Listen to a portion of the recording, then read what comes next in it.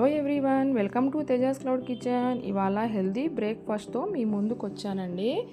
పిల్లలు ఎంతో ఇష్టంగా తినే పూరీలో పాలకూర వేసేసి ఈ విధంగా పాలక్ పూరీ చేసేస్తే చాలా ఇష్టంగా తింటారండి. దీనికోసం నేను ఇక్కడ ఒక మీడియం సైజు పాలకూర కట్టను తీసుకున్నాను.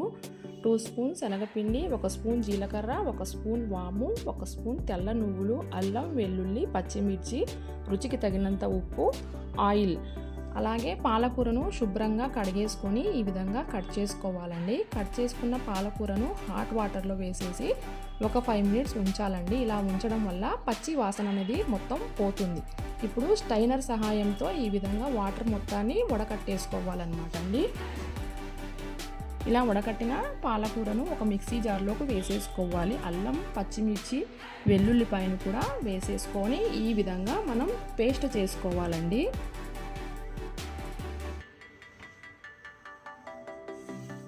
ఇక్కడ నేనైతే 1/2 కిలో గోధుమ పిండిని తీసుకున్నానండి. ఇప్పుడు ఇందులోకే నువ్వులు, వామును వేసుకుంటున్నాను.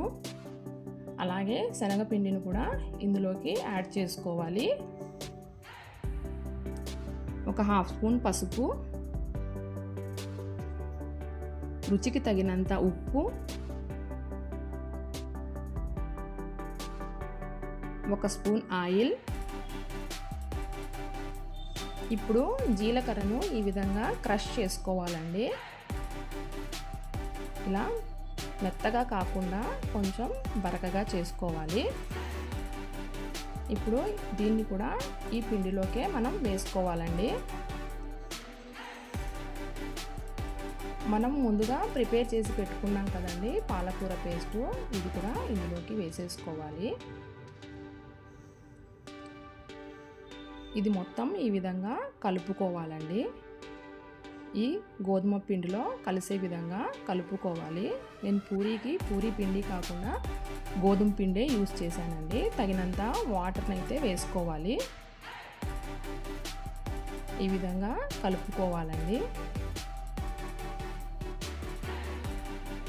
మరి మెత్తగా కాకుండా ఈ విధంగా కలుపుకోవాలి.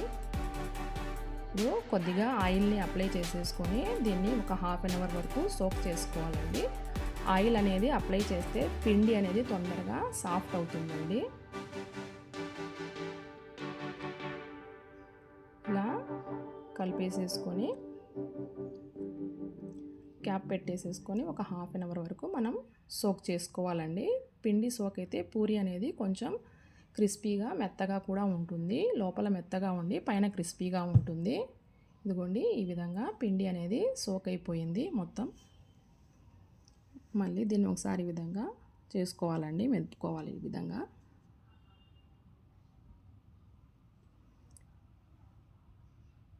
ఇప్పుడు పిండిని మనము ఈ విధంగా చేస్తూ చిన్న చిన్న బాల్స్ లాగా చేసుకోవాలండి.